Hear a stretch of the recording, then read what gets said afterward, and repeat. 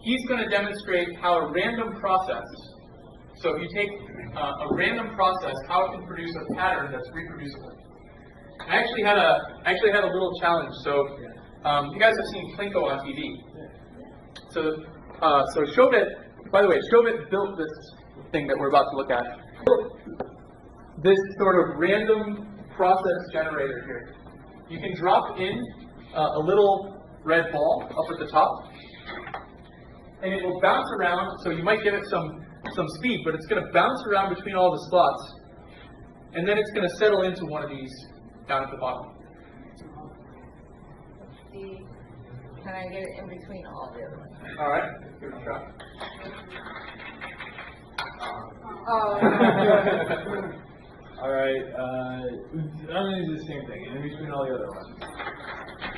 Oh, nope. Okay, so at this point, do you guys think that there's an equal probability for landing in any of the 21 slots down at the bottom? No? So where do you think is most likely to land?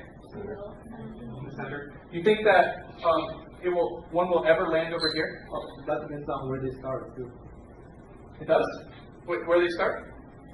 They almost they start in the middle part, too. Okay, so Shobit has designed this so that they all start right here. But they can have some different speeds. I think up to the side.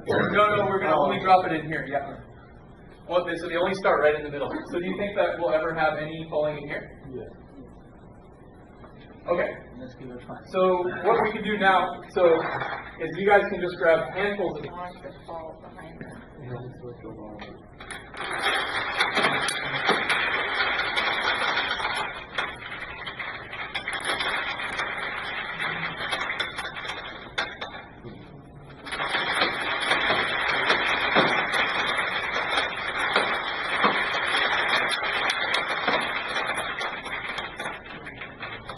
Yep, keep going. Oh. What do you mean? I've always been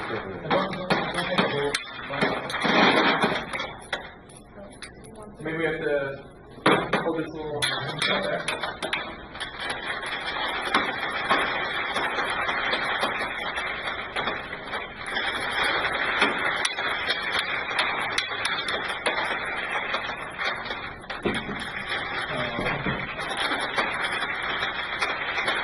Can you guys move a little bit so the people over here can see for a second too?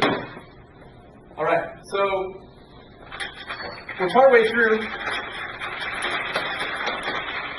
We don't have any over here yet. We've got a couple over there. You guys see a pattern forming here? All right.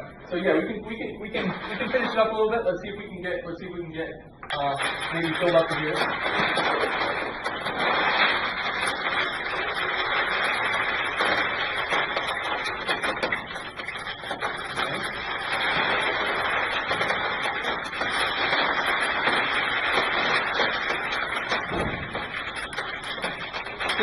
Good. It seems more sharply teeth than before. It seems more sharply teeth than before. Yeah. Is that because you think that's because it's more vertical or something?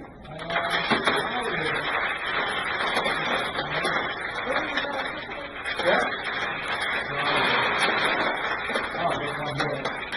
Okay.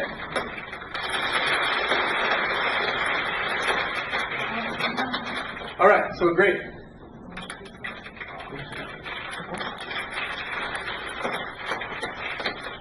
Thank you both very much. Let's thank our volunteers.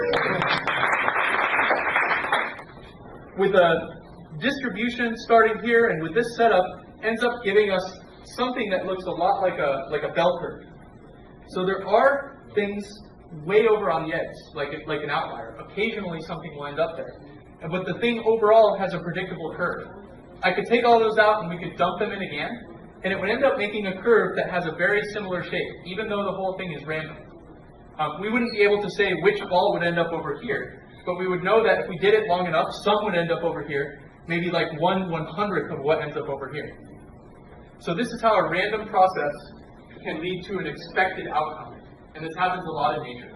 We know what this curve is going to look like no matter when we put the balls in, no matter how many we put in, it's going to end up looking just like that. Okay, so let's thank Shobit for designing this.